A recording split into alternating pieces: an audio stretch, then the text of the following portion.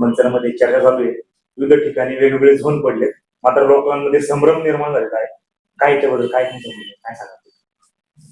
खर तर हा याचं उत्तर आम्ही तुम्हाला उशिरा देणार होतो. त्याचं कारण असं आहे का डीपीआर पब्लिश झाल्यानंतर आम्ही त्याची उत्तर देणार होतो. खरं सांगायचं म्हटलं, पण आता तुम्ही जर असा प्रश्न आम्हाला डायरेक्ट विचारलाय तर त्याच्यावरती मी तुम्हाला सांगेल का हा जो मंचर शहराचा डीपी विकास आराखडा जो झालेला आहे, हा सन 2023-24 या कालावधीमध्ये बनवला गेलेला आहे. हा बनवला गेलेला आहे सहाय्यक संचालक नगर रचना पुणे टाउन प्लॅनिंगच्या अधिकाऱ्यांनी हा डीपी प्लॅन मंचरचा विकास आराखडा तयार केलेला आहे 2023 व 24 या कालावधीमध्ये, व तो सादर 2025 मध्ये केलेला आहे. साधारणतः नगरपंचायतच्या इलेक्शनच्या 1 महिना अगोदर आम्ही जशी माहिती घेतली, तो या ठिकाणी नगरपंचायत मध्ये सील बंद जमा करण्यात आलेला होता. त्यानंतर तो डीपीआर ज्या वेळेस ही संपूर्ण बॉडी या ठिकाणी या मंचर शहराच्या याच्यावरती आली, नगरपंचायत वरती, त्यानंतर गेल्या काही दिवसापूर्वी तो डीपीआर उघडण्यात आला. त्यामध्ये तो डीपीआर आम्हाला फक्त दाखवण्यात आला, डीपी प्लॅन, आणि त्यानंतर तो पुन्हा सील करण्यात आला. पूर्ण गावाचा विकास आराखडा त्यामध्ये त्यांनी घेतला होता. तो आराखडा आम्ही सर्व नगरसेवक असतील, नगराध्यक्ष असतील, स्वतः आम्ही असं सर्वांनी पाहिला. त्यानंतर जेवढ्या गोष्टी त्यामधून आम्हाला कळल्या, त्यामध्ये प्रामुख्याने आम्ही जे आरक्षण या मंचर शहरामध्ये काही ठिकाणी पडली गेलेली आहेत, साधारणतः फाळण्या नसल्यामुळं त्यामध्ये काय फाळणी करून काही टाकलं गेलं नाही. साधारणतः गट नंबर असतील, पण त्यामध्ये अनेक शेतकरी असतील, तर नक्की कुणावर पडले, काय पडले याची अजून काही शाश्वती अधिकृत माहिती देता येत नाहीये. परंतु सर्व नगरसेवकांनी व आम्ही सर्वांनी या ठिकाणी असं सुचवलं का हा जो डीपी विकास आराखडा तयार करत असताना यामध्ये साधारणतः जे अम्युनिटी स्पेस असतील, या शहरामधील ओपन स्पेस असतील, म्हणजे जी बिल्डिंग डेव्हलप झालेली आहे त्यामध्ये ओपन स्पेस, अम्युनिटी स्पेस पडतात, त्या ताब्यात घेण्यात यावं, त्याच्यावरती आरक्षण टाकण्यात यावं. ते याच्यासाठी कारण ज्या वेळेस एखादा शेतकरी यातून भूमिहीन होऊ नये. म्हणजे आज जसं आपण पाहतो काही भाग आपल्या ठिकाणचा अजून मोकळा आहे. साधारणतः हायवेच्या खालचा भाग, पूर्वेकडचा भाग, तो बऱ्यापैकी रिकामा आहे. त्यानंतर इकडे पश्चिमेच्या बाजूला ओढ्याच्या पलीकडे, पाटाच्या पलीकडे काही भाग रिकामा बराचसा आहे. या ठिकाणी खानवस्ती असेल, इतरत्र भेकेमाळा, बोर्डेवाडी या ठिकाणी काही भाग मोकळा आहे.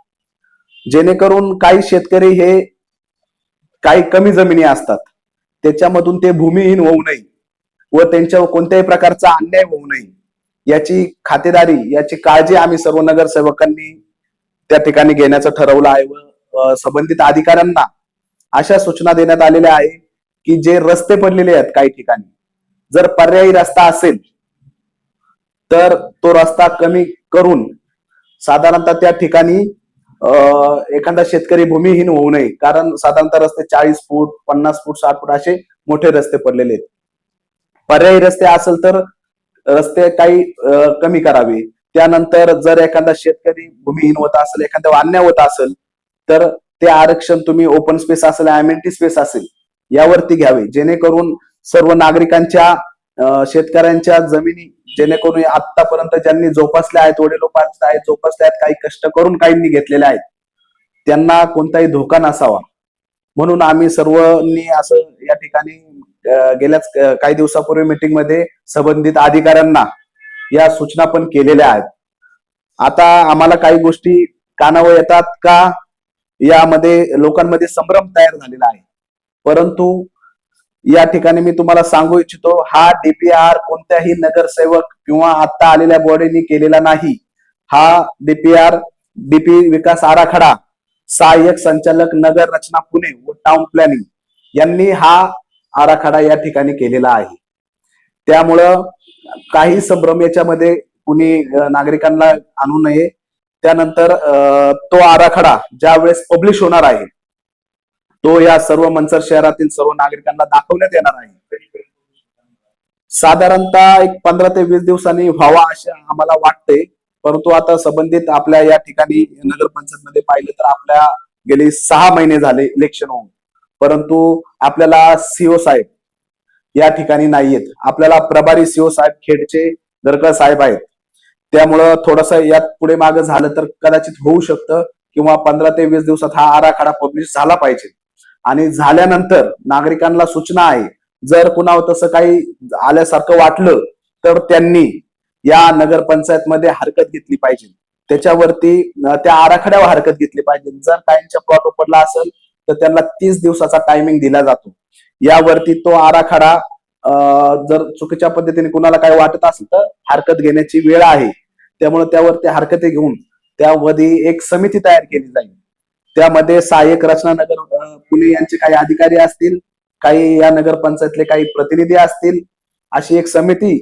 आणि ती समिती सुद्धा झाल्यानंतर आम्ही सर्वांच्या सूचना एवढ्याच असतील का कुणावरतीही या मंचर शहरातील प्रत्येक नागरिक हा आपला आहे, यांच्या कुणावरतीही अन्याय झाला नाही पाहिजे याची खात्री दक्षता आम्ही घेऊ.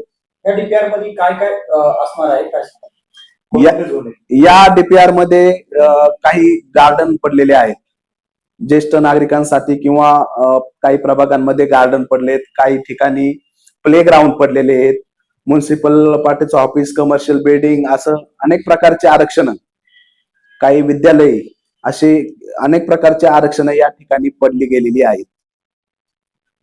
आता या ठिकाणी डीपीआर तयार होते. आता लोकांच्या काही संभ्रम निर्माण झालेले लोकांचा की हा डीपीआर कसा असणार आहे, काय असणार आहे, आणि यदा कदाचित जमिनींच्या बाबतीत थोडीशी शंका निर्माण झालेली, तर त्याबद्दल तुम्ही काय सांगाल?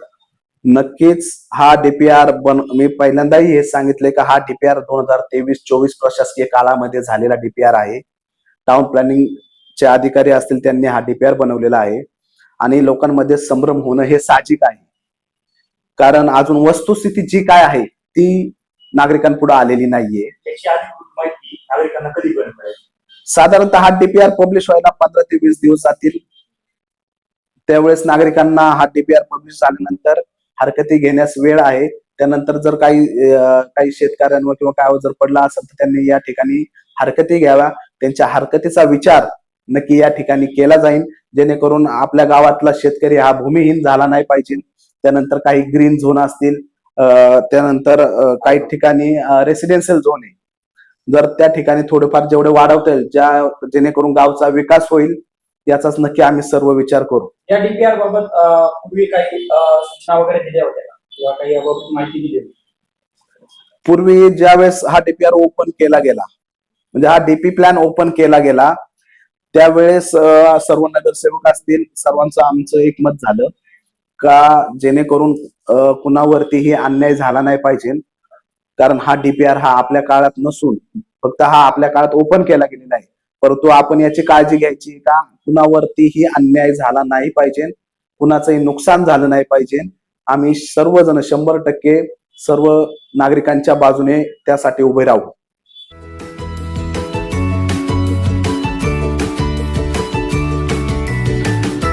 बातम्या शेतीच्या, बातम्या मातीच्या, बातम्या अन्यायाच्या, गुन्हेगारीच्या,